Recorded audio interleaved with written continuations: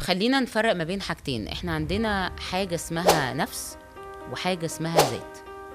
الذات والنفس دي ساعات كتير قوي الناس بتشتغل الاتنين مع بعض، يعني بيبقوا فاكرين الاتنين حاجة واحدة، لكن المشكلة ان دي ليها معنى ودي ليها معنى. في علم النفس، النفس هي السول، هي الروح، عبارة عن خلاصة الخير والشر اللي جوه البني آدم. عشان كده احنا عندنا نظرية فرويد. نظرية فرويد بتتكلم في ايه؟ ان النفس دي فيها 3 مكونات اساسيه. المكون الاولاني اسمه الاي دي. الاي دي هو بيقول ان ده الشر المطلق جوه الانسان. فالشر المطلق جوه الانسان ده هو بقى الشهوه بتاعته. هو انا عايز اجيب عربيه، انا عايز فلوس، انا عايز شهره.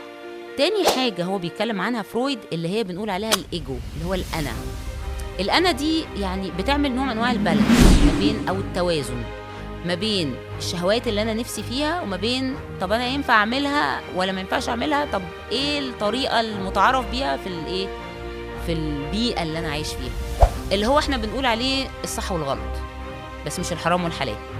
لان السوبر ايجو بقى اللي هي الانا العليا دي بقى اللي بتتكلم عن الحلال والحرام، دي اللي بتتكلم عن الاخلاق، دي اللي بتتكلم، هو مسميها الانجل او الملاك اللي جوانا. جوانا في ملاك وفي شيطان. عشان كده ابن القيم قال حاجة جميلة جدا بقى، قال ان احنا عندنا 3 أنفس.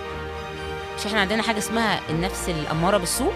هي النفس الأمارة بالسوء دي بقى اللي اتكلم عنها فرويد وقال ايه؟ دي اللي هي الشر اللي جوانا. فالنفس الأمارة بالسوء دي اللي سيئها الشيطان، هي اللي عايزة كل حاجة بغض النظر عن حلال حرام، بغض النظر عن أي حاجة. نيجي بعد كده للنفس اللوامة.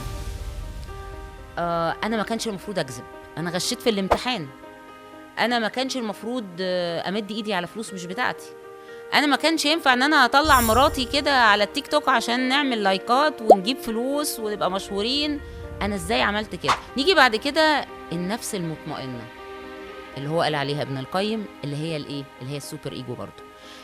النفس المطمئنة هي مطمئنة ليه؟ لأنها مطيعة لربها، لأنها بتتبع الحلال والحرام، لأنها بتخاف تغلط، لأنها دايما بتدور على الأخلاق وبتدور إزاي يبقى إنسان كويس. ففعلا إحنا جوانا صراع ما بين الخير وما بين الشر، وإحنا في النص بقى.